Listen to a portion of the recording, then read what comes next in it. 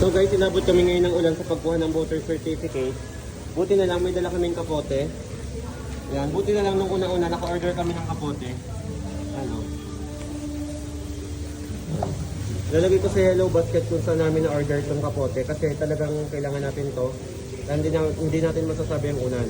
Yan. Ay di hindi kami mababasa. Makakapunta na kami sa aming pupuntahan next destination. Diba? Ay, ginalang at nadala ko ang kapote ni Ga at kapote ko. Kung hindi, basa. Ayan guys, oh, maganda yan. May zipper na dilak pang ganito. Ayan, may button. Lagay mo din na yung papeles.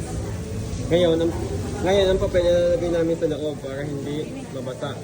Kaso gusto yan, hindi kasya. Hindi kasya. Hindi. Dito mo ilusot dahil ito ay may zipper oh. Yan. Sige, okay lang yun.